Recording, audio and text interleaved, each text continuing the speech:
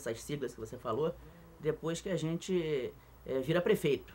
Porque isso são siglas que a população não tem o domínio. Então a importância de democratizar o orçamento é justamente para que a população se apodere, né, desses instrumentos de planejamento que vão dizer o futuro da sua vida. Então cada centavo que é investido no seu bairro, cada centavo que é investido numa praça, ele é definido na lei orçamentária.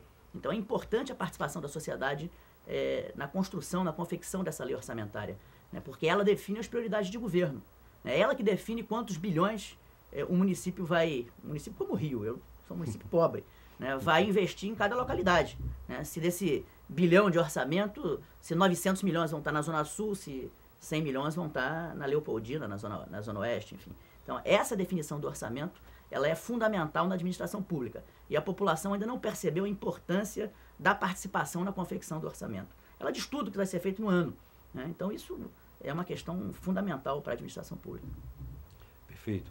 A gente sabe que o turismo, ele não é uma função, ele deveria ser uma função, mas na verdade ele entra dentro da classificação como uma subfunção dentro de uma classificação maior, né, no caso função, que é o comércio e serviços. Para o turismo passar a ser uma matriz, como comércio e serviços, o que você acha que a gente poderia, o que deveria melhor ser feito para poder dar um respaldo maior para o turismo? Porque já que a gente fala de planejamento, de orçamento e, consequentemente, as funções e subfunções, elas vão delimitar de que forma isso vai ser dividido, ou seja, de que forma as despesas, né, serão divididas, existiria alguma forma em que se pudesse transformar o turismo em matriz, ou seja, em função e não em subfunção? Eu acho que o Brasil avançou muito nos últimos anos, Marcelo. O presidente Lula criou o Ministério do Turismo. O Brasil multiplicou a economia do turismo nos últimos anos, mas ainda é insuficiente.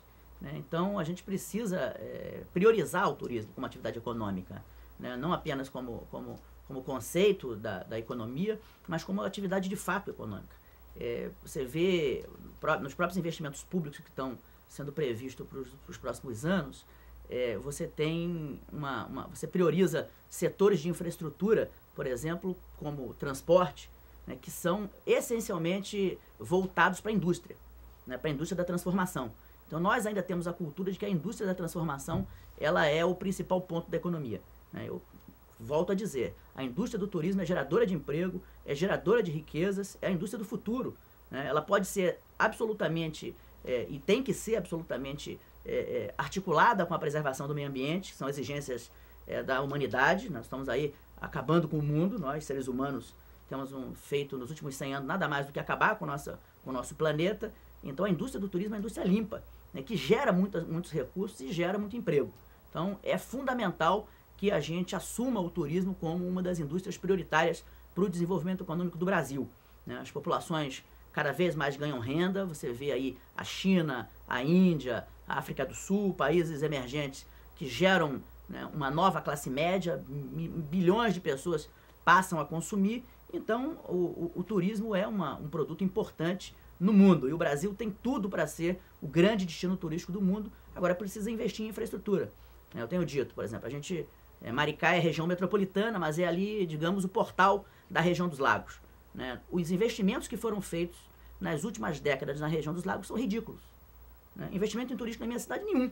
Né? Nós não temos nenhuma orla, né, da nossa praia. Tem 46 quilômetros de litoral, nenhum investimento na infraestrutura.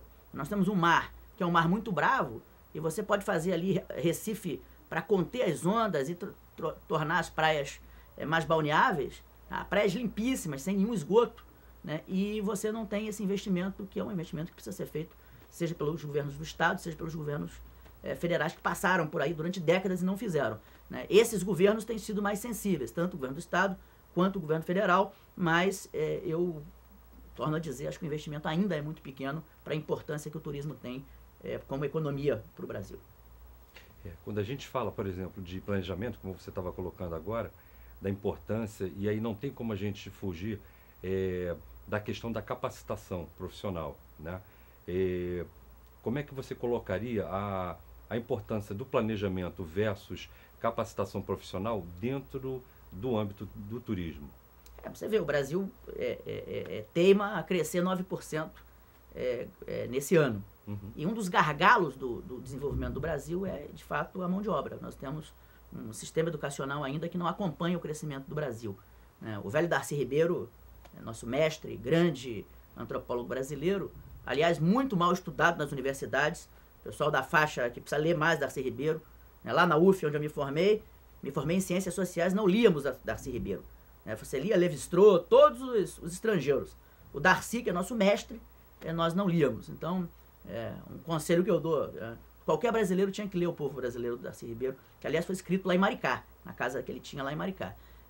Então, nós temos todas as condições de montar um sistema educacional que dê conta da qualificação, né, e da preparação do cidadão, né, como ser transformador, como ser que apreende, né, tudo que a sociedade acumulou de conhecimento, mas que também interage para transformar esse conhecimento e transformar a sua vida.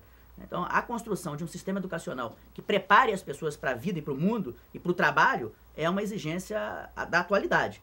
Nós lá em Maricá, com os recursos que o Royalty vai nos possibilitar a partir do ano que vem, nós iremos construir uma coisa que nós estamos chamando de escola popular transformadora.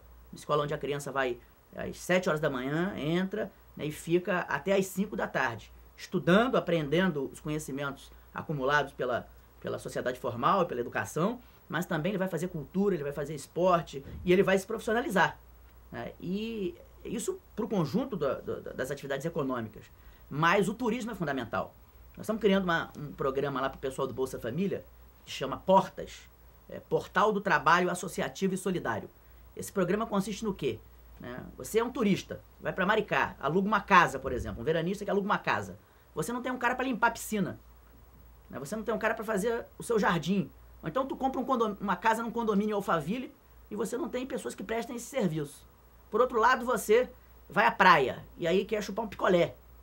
Então a gente está reunindo todo o pessoal do Bolsa Família, está cooperativando todo mundo, treinando profissionalmente e criando um portal na internet, que é o Portas, né, que é o Portal do Trabalho Associativo e Solidário, para que você possa acessar esse portal e contratar os serviços do pessoal do Bolsa Família. Então, é um processo que nós estamos fazendo de qualificação das pessoas. Então, o cara vai produzir o picolé numa fábrica cooperativa de produção de picolé e ele mesmo vai vender, a própria família dele vai vender na praia. Nós vamos vender serviço de limpeza de piscina, de jardinagem e os diversos serviços que o turismo, que a cadeia do turismo vai nos possibilitar.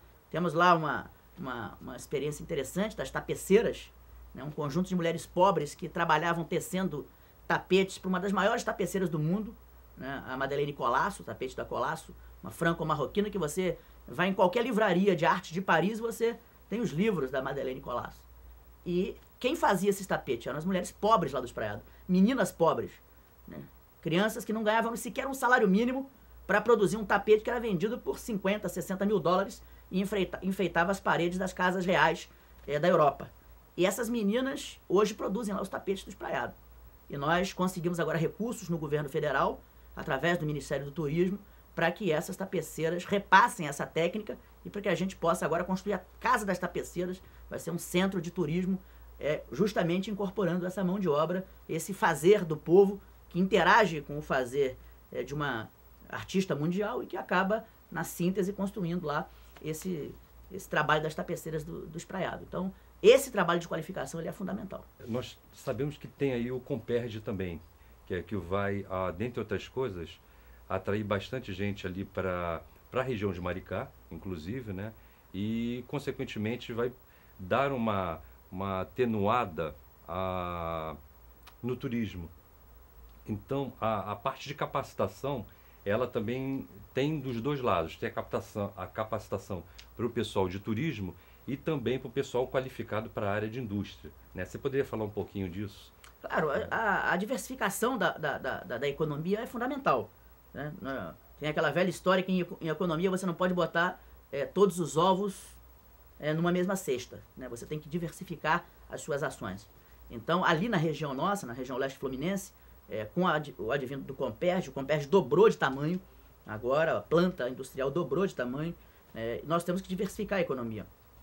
Lá em Maricá, por exemplo, nós estamos trazendo um estaleiro, que não é nem para o Comperj, é para o pré-sal da Bacia de Santos. Então nós estamos trazendo um estaleiro, estamos negociando com várias empresas, a Mendes Júnior, por exemplo, está lá discutindo a instalação do estaleiro dela lá na praia de Jaconé, que era o antigo campo de golfe do Roberto Marinho, né? Hoje nós estamos discutindo a instalação de um estaleiro que vai gerar lá 3 mil empregos no estaleiro, fora o restante da área industrial que nós estamos criando na praia de Jaconé, né? É um elemento importante da empregabilidade, da economia, também do crescimento econômico do município. Por outro lado, você tem a indústria do turismo. Eu quero aproveitar os recursos dos royalties para muita coisa, mas para duas coisas em essencial. Primeiro, construir essa base educacional. Vou usar esses recursos para construir 20 escolas de tempo integral, 20 escolas populares transformadoras. Quero, no final de 6 anos, colocar todas as crianças do município estudando em escolas de excelente qualidade em tempo integral, né? Digo isso com autoridade de quem estudou em escola pública.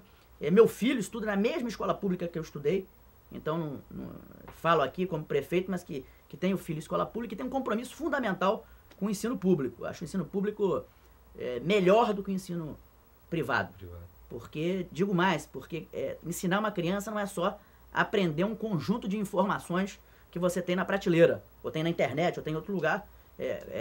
Sobretudo, a vivência, né? E eu prefiro ter meu filho vivenciando, né, a escola pública do que vivenciando uma escola privada elitista. Então, nós queremos, mas isso não significa que nós não tenhamos que fazer investimentos e melhorar a qualidade da escola pública. Então, lá em Maricá, nós estamos construindo essa nova escola pública, essa escola de tempo integral, essa escola mais humanista, com uma qualidade educacional também. Ela é uma escola popular e transformadora. Por isso nós temos colocado esse nome de forma clara. Não é só o prédio, a pedagogia, é a construção de um conhecimento crítico. Por outro lado, nós queremos investir nessa infraestrutura turística.